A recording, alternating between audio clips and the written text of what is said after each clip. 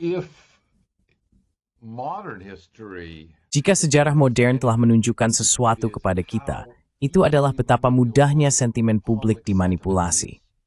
Dan meskipun kita biasanya memandang hal ini dengan rasa kecewa, saya pernah menunjukkan pada tahun 2005 dalam buku saya Crafting Democracy, bahwa hal ini juga membuka peluang bagi narasi positif untuk digunakan dalam membayangkan masa depan yang lebih baik, bukan masa depan yang lebih menakutkan. imagine better futures instead of more fearful futures.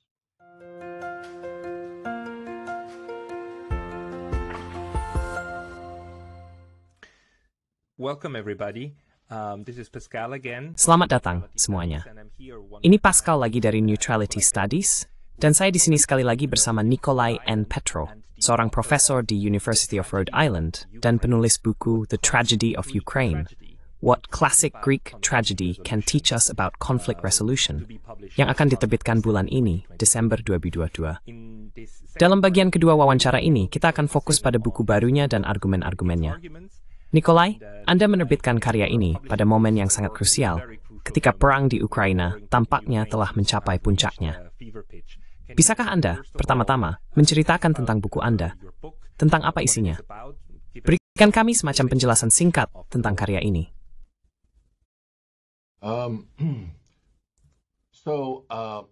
I've been looking at Jadi saya telah mempelajari isu-isu konflik di Ukraina selama lebih dari 1 dekade, dan saya tidak dapat menemukan kunci yang tepat untuk menjelaskan tema-tema yang berulang yang saya lihat dalam sejarah Ukraina selama beberapa dekade. Ketika saya mulai menelaahnya, tema-tema itu tampak semakin akrab bagi saya, mengingatkan saya pada sebuah buku yang pernah saya baca beberapa waktu lalu, dan masih menjadi klasik, yaitu The Tragic View of Politics, karya Richard Ned Libow. Dalam bukunya, Libow melihat tragedi Yunani klasik sebagai mekanisme untuk memahami hubungan internasional, hubungan antar negara. Saya pikir itu semua sangat baik dan menarik, tetapi menurut saya juga relevan untuk hubungan di dalam negara. Dan itulah yang saya coba lakukan terkait dengan Ukraina. do with respect to Ukraine. So there's 6 chapters. The first chapter Jadi ada 6 bab. Bab pertama membahas apa itu tragedi dan fungsi terapeutiknya bagi masyarakat yang sedang berperang dan mengalami konflik sosial. Karena cara termudah, menurut saya, untuk memahami perang Peloponnesos bukanlah sebagai perang antar masyarakat yang berbeda, melainkan sebagai perang antar bangsa Yunani sendiri, semacam urusan keluarga, jika boleh dikatakan demikian. Salah satu hal yang coba dilakukan oleh para penulis tragedi Yunani klasik untuk menyembuhkan masyarakat mereka adalah mengingatkan diri mereka sendiri akan kemanusiaan pihak lawan, yang selama perang diajarkan untuk dibenci, tetapi kemudian dalam pemulihan perdamaian, mereka juga harus belajar berbelas kasih. Jadi, secara garis besar, itulah tujuan dari tragedi Yunani klasik. That was the goal, broadly speaking, of classical Greek tragedy. And then I specifically explore Kemudian saya secara khusus mengeksplorasi berbagai aspek dari konflik yang sedang berlangsung di Ukraina, mulai dari aspek historis Ukraina untuk merdeka. Lalu yang kedua, kebijakan domestik yang dijalankan di Ukraina sejak kemerdekaannya, yang dirancang untuk memutus hubungan yang sangat menguntungkan dengan Rusia di hampir semua bidang. Dan akhirnya, ke konflik terbaru setelah 2014 di Donbas dan Crimea. Pada akhirnya, saya mengajukan pertanyaan, apakah ada mekanisme yang sebanding dengan tragedi di dunia modern yang juga dapat berfungsi sebagai terapi? Saya memberikan contoh sesuatu yang mungkin seharusnya kita pertimbangkan karena telah sangat berhasil di lebih dari 50 negara selama 45 tahun terakhir, yaitu Komisi Kebenaran dan Rekonsiliasi. Jadi itulah yang dapat saya tawarkan dalam analisis saya tentang politik Ukraina. in terms of my analysis of Ukrainian politics. I would very much hope that vision- Saya sangat berharap visi itu menjadi kenyataan. Karena saat ini, saya rasa satu hal yang bisa kita sepakati adalah bahwa kebenaran telah dikorbankan. Sangat-sangat sulit untuk mendapatkan informasi yang dapat diandalkan tentang apa yang terjadi di dalam dan sekitar Ukraina. Dan tingkat propaganda dari semua pihak telah mencapai level baru, menurut saya. Namun, buku Anda sebenarnya memiliki 6 bab, dan di bagian akhir, Anda fokus pada Crimea, Donbas, kelompok sayap kanan ekstrem, dan terakhir, apa yang Anda sebut sebagai perdamaian yang cacat. Saya ingin membahas hal-hal tersebut. Mungkin kita mulai dengan kelompok sayap kanan ekstrem, karena isu ini, terutama di Barat, sering digambarkan sebagai narasi Rusia. Tidak ada Nazi di Ukraina. Ini murni propaganda. Namun dalam buku Anda justru menulis tentang pengaruh politik kelompok sayap kanan ekstrem yang telah berlangsung selama beberapa dekade. Bisakah Anda menjelaskan sedikit tentang hal itu? Atau apa hal terpenting yang perlu dipahami tentang politik sayap kanan ekstrem di Ukraina?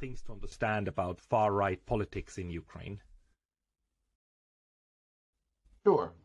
So, over the last decade, Tentu. Selama dekade terakhir, setidaknya ada 60 artikel di surat kabar besar berbahasa Inggris di Barat yang membahas kebangkitan kelompok sayap kanan ekstrem dan neo-Nazi. Ada banyak artikel di The Independent, Newsweek, The Guardian, Reuters, Associated Press, The Daily Beast, The Los Angeles Times, The Nation, untuk menyebut beberapa saja. Di media Israel, ada banyak artikel di Jerusalem Post, Haaretz, dan jurnal The Tablet. Isu kebangkitan sayap kanan ekstrem juga telah disoroti oleh Human Rights Watch, Freedom House, Atlantic Council, dan United States Holocaust Memorial Museum. Semua ini tidak sulit ditemukan dan merupakan dari catatan sejarah. And they are part of the historical record. My research in my book, along with Penelitian saya dalam buku saya, bersama dengan penelitian dari cendekiawan Ukraina terkemuka Volodymyr Ishchenko, yang kini berada di Freie Universität di Berlin, serta Richard Sakwa, Gordon Hahn, dan lainnya, menemukan bahwa kelompok sayap kanan memainkan peran yang sangat besar dalam politik Ukraina, karena 3 alasan. Pertama, mereka menyediakan kekuatan dan organisasi untuk penggulingan Presiden Yanukovych pada Maidan tahun 2014. Kedua, mereka memiliki pasukan siap tempur yang siap dan bersedia bertempur di Donbas pada 2015, ketika tentara Ukraina awalnya tidak mau. Ketiga, mereka memiliki ideologi nasionalisme yang siap pakai, yang dapat mengidentitas pemersatu baru bagi negara sebagai antitesis dari Rusia. identity as being the antipode of Russia. And for all these reasons, Dan karena semua alasan ini, sekelompok organisasi yang dulunya dan hingga kini di luar 3 wilayah Ukraina Barat hanyalah kekuatan politik marginal, justru memainkan peran ideologis dan organisasional yang jauh lebih besar dalam pemerintahan Ukraina saat ini dibandingkan jumlah mereka yang sebenarnya. Tepatnya, karena mereka tidak hanya terorganisir sebagai partai politik, melainkan sebagai persaudaraan politik yang tujuannya adalah mengubah arah bangsa secara keseluruhan, terlepas dari sistem politik yang ada. Mereka tidak terlalu peduli dengan sistem politik, melainkan dengan pengaruh dan kemampuan untuk mengarahkan serta memastikan bahwa arah negara tetap setia pada tujuan menciptakan bangsa Ukraina yang murni. Mereka berkembang dalam konteks perang. Perang membuat mereka tak tergantikan. War makes them indispensable. And they are very small, but they are very threatening. Dan mereka sangat kecil, tetapi mereka sangat mengancam proses politik. Di awal salah satu bab Anda menulis bahwa setiap presiden baru Ukraina bertekad menjadi pembawa damai dengan Rusia. Namun akhirnya, ia menjadi inkarnasi baru Stepan Bandera, karena mereka didorong ke kanan oleh kelompok-kelompok kecil ini. Apakah Anda khawatir bahwa bahkan seseorang seperti Presiden Zelensky sebenarnya terancam oleh mereka?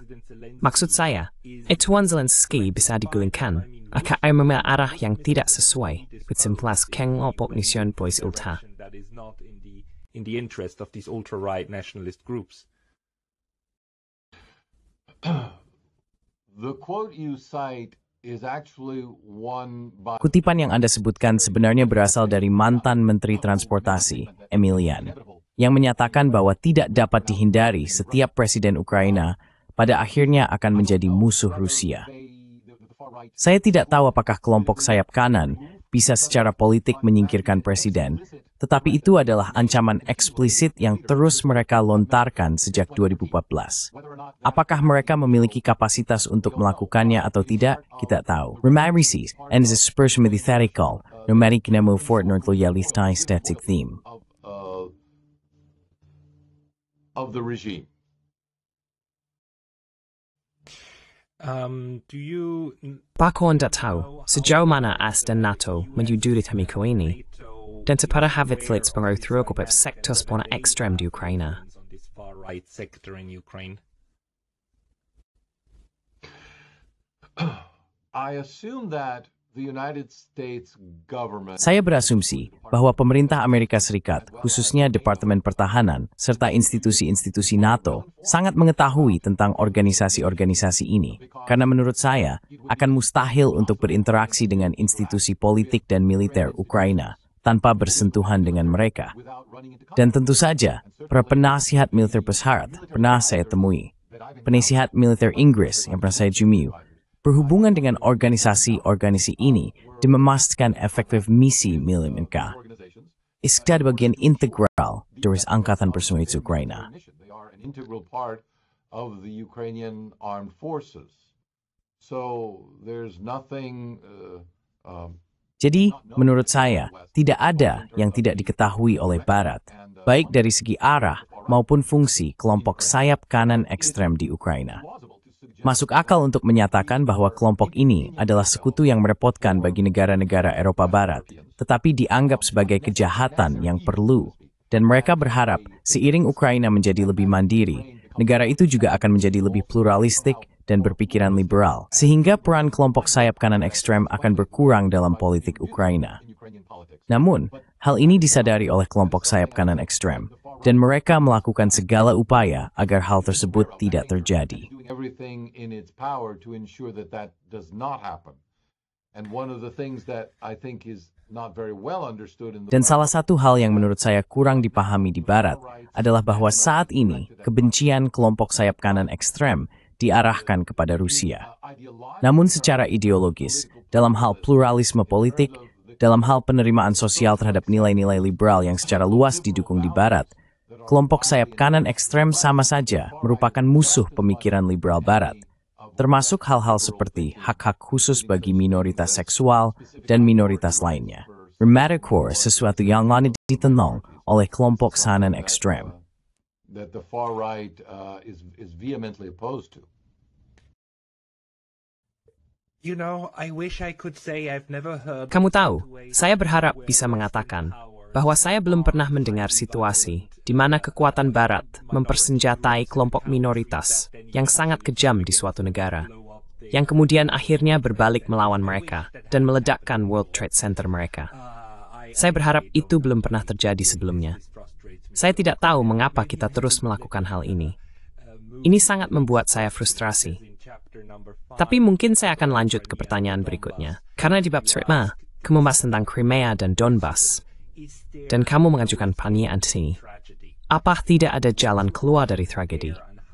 Apa argumenmu di sana? Dan bagaimanakah pentingnya ateistik?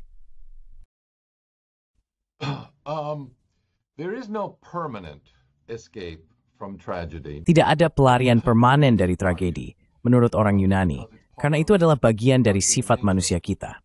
Namun, itu tidak berarti kita tidak bisa mengelola hubungan dengan lebih baik. Dan bagian dari mengelola hubungan serta keluar dari siklus tragis saat ini dan memperpanjang jarak antara siklus-siklus tragis adalah dengan mengenali apa itu siklus tragis. Izinkan saya mengatakan beberapa kata tentang hal itu, karena jawaban atas pertanyaan Anda pada dasarnya adalah cara saya mendeskripsikan tragedi, bagaimana tragedi itu berkembang, dan bagaimana seseorang bisa keluar darinya. Setiap tragedi, saya tekankan, adalah buatan sendiri. Maka penyelesaiannya terletak pada pengakuan bagaimana kita berkontribusi terhadapnya, terhadap tragedi kita sendiri. Dan dengan demikian memilih untuk membebaskan diri dari siklus balas dendam yang kita ikuti.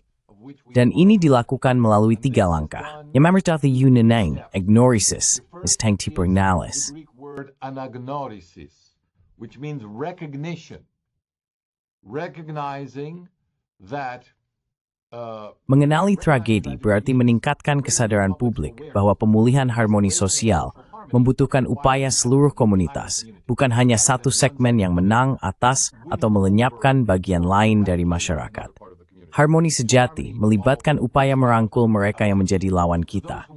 Dan untuk melakukan hal ini, kita perlu mengambil langkah kedua, yaitu katarsis, yakni membersihkan jiwa dari kebencian, agar konfrontasi yang didorong oleh kebencian dapat digantikan oleh dialog yang sejati. Dan itulah langkah utama, dialog, yang merupakan upaya untuk membangkitkan rasa belas kasih dan pengampunan. Tujuan sejati dari dialog adalah transformasi diri, yang memungkinkan terbentuknya hubungan baru dengan mantan musuh. Secara klasik, hal ini mengarah pada harmoni sosial. Classical and therefore leads to social harmony. Classical Greek tragedy therefore is quintessentially Tragedi Yunani klasik. Oleh karena itu, pada dasarnya adalah serangkaian dialog di mana kita didorong untuk mengungkap kelemahan tragis kita sendiri, kebencian kita sendiri, kepada diri kita sendiri. Hanya ketika para peserta menyadari seberapa besar tindakan mereka sendiri telah memicu kebencian orang lain, mereka dapat memilih jalan yang berbeda. Jadi, anagnorisis, katarsis, dan dialog pada akhirnya mengarah pada apa yang oleh orang Yunani disebut sebagai keadilan sejati. Keadilan sejati berakar pada belas kasih, bukan keadilan palsu, yang sering kita salah artikan sebagai keadilan sejati, yang didasarkan pada balas dendam. Jadi, yang ingin Anda hindari adalah balas dendam. Sebaliknya, yang ingin Anda capai adalah harmoni sosial, yang didasarkan pada tujuan-tujuan ini. Mengenali apa yang telah Anda lakukan sendiri, introspeksi, dan kemudian dialog untuk membangun hubungan baru. and then a dialogue building a new relationship. So that this flows into the topic in the book. Jadi ini mengalir ke topik dalam buku tentang kebenaran dan rekonsiliasi, bukan? Saya rasa semuanya bermuara pada rekonsiliasi. Saya kemarin berbicara dengan Anatol Lieven dan Dmitry Trenin, dan keduanya sangat sedih. Benar-benar sedih tak terbandingkan atas apa yang sedang terjadi. Dan mereka berdua mengatakan, luka-luka yang sedang ditimbulkan sekarang akan bertahan selama puluhan tahun. Dan ini akan menjadi sesuatu yang hampir mustahil dijangkau. Anda tampaknya membawa pesan lain, bahwa tidak. Kebenaran dan rekonsiliasi bisa dicapai jika 3 langkah itu diambil. Apakah Anda melihat, bukan hanya dalam istilah abstrak, tetapi juga secara realistis, dengan melihat sejarah Rusia-Ukraina, bahwa ada pragmatisme di suatu tempat untuk bisa maju, dan tidak terjebak dalam balas dendam? The trap of vengeance. If modern history Jika sejarah modern telah menunjukkan sesuatu kepada kita, itu adalah betapa mudahnya sentimen publik dimanipulasi. Dan meskipun kita biasanya memandang hal ini dengan rasa kecewa, saya pernah menunjukkan pada tahun 2005 dalam buku saya, Crafting Democracy, bahwa hal ini juga membuka peluang bagi narasi positif untuk digunakan dalam membayangkan masa depan yang lebih baik, bukan masa depan yang lebih menakutkan. Sangat benar bahwa politik yang kita anut di setiap generasi didasarkan pada gambaran yang kita terima dari masa lalu, yang ingin kita terima. Jika kita melihat masa lalu dan menekankan kebencian kita terhadap orang lain, maka tentu saja hal itu akan tercermin dalam kebijakan kita saat ini. Namun jika kita melihat masa lalu dan berfokus pada unsur-unsur harapan dan rekonsiliasi dalam sejarah kita, maka hal itu juga akan ditekankan. And then Gavrit was natref to Theseri Keith and Zapen, Sepusength and Dal. opportunities for the future and for peaceful dialogue. There are many examples of this in history. Ada banyak contoh seperti ini dalam sejarah. Mungkin yang paling menonjol adalah transformasi yang kita lihat di masa-masa terakhir, dalam hubungan yang benar-benar didasarkan pada kebencian selama berabad-abad, seperti hubungan antara Inggris dan Irlandia, atau Prancis dan Jerman, atau di negara ini, antara Amerika Serikat dan Meksiko. Namun hari ini, tentu saja, masih ada kecurigaan dan hubungan itu mungkin belum ideal, tetapi kita jelas telah menempuh perjalanan panjang dari anggapan bahwa kedua negara harus selalu berperang satu sama lain. Disinilah saya pikir tragedi Yunani klasik bisa berperan sangat berguna. Karena seperti yang saya tekankan sepanjang buku, tragedi Yunani itu bersifat terapeutik, bukan? Karena tragedi itu memaksa masyarakat untuk menghadapi kekurangannya sendiri. It forced society to confront its own flaws. Now, I encountered the difficulty that there's no... Sekarang, saya menghadapi kesulitan karena tidak ada mekanisme seperti Dionysia Yunani kuno yang menyatukan seluruh polis dalam pemurnian emosi secara wajib 2 kali setahun. Tidak ada sesuatu yang berfungsi seperti itu saat ini. Namun, ketika masyarakat akhirnya lelah dengan peperangan, ada sebuah proses yang telah ada selama lebih dari 45 tahun dan telah diterapkan di lebih dari 50 negara, yang umumnya dikenal sebagai kebenaran dan rekonsiliasi. Dalam banyak hal, saya berpendapat bahwa proses ini mengingatkan pada Dionysia, karena berupaya membawa rekonsiliasi sosial dan menyembuhkan trauma sosial yang mendalam. Jadi dalam bab terakhir saya melihat 3 contoh dari sekian banyak, khususnya kasus Komisi Kebenaran dan Rekonsiliasi di Afrika Selatan, Guatemala, dan Spanyol. Dan saya berpendapat bahwa masing-masing memiliki sesuatu yang bisa diajarkan kepada Ukraina.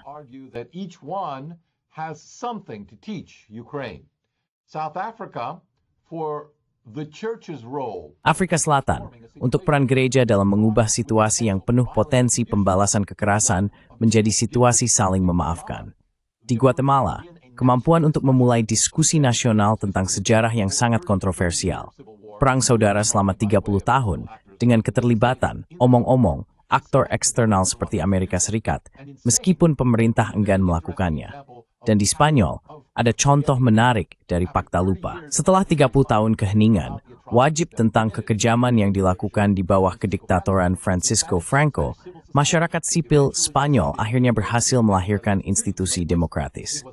Namun setelah kematian Franco, dinilai bahwa masa damai dan tenang perlu ditegakkan di masyarakat agar institusi sipil dapat tumbuh dan mengambil peran yang lebih signifikan. A more significant role in society, and that has effectively happened. Now, Dan itu memang sudah terjadi. Sekarang, solusi untuk Ukraina akan menjadi milik mereka sendiri, tetapi ada banyak contoh yang sangat berguna dari berbagai komisi kebenaran dan rekonsiliasi. Saya hanya menyoroti beberapa yang terkenal, namun menurut saya, ini adalah jalur yang sangat menjanjikan untuk ditempuh. Justru karena masih banyak perselisihan yang belum terselesaikan dan penuh perdebatan di dalam masyarakat Ukraina.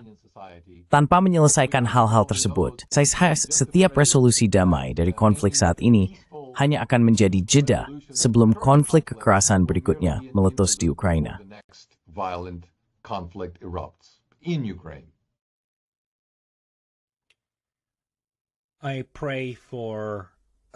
Saya berdoa untuk sebuah solusi atau jalan keluar. Jalan keluar yang akan membawa pada perdamaian yang abadi. Hal terakhir yang kita inginkan di dunia ini adalah siklus kekerasan yang terus berulang naik turun. Nikolai, saya harus mengakhiri pembicaraan ini, tapi diskusi ini sangat menarik. Saya mendorong semua penonton. Silakan dapatkan buku Nikolai. Bukunya sudah terbit, bisa didapatkan secara online, dan sangat memberikan wawasan. Ini adalah salah satu karya langka yang tidak hanya menunjukkan semua hal buruk yang sedang terjadi, tetapi juga menawarkan gagasan tentang bagaimana melangkah ke depan. Dan itu sudah teruji oleh waktu. Saya ucapkan selamat atas bukumu, Nikolai, dan saya berharap bisa berbicara lagi denganmu segera.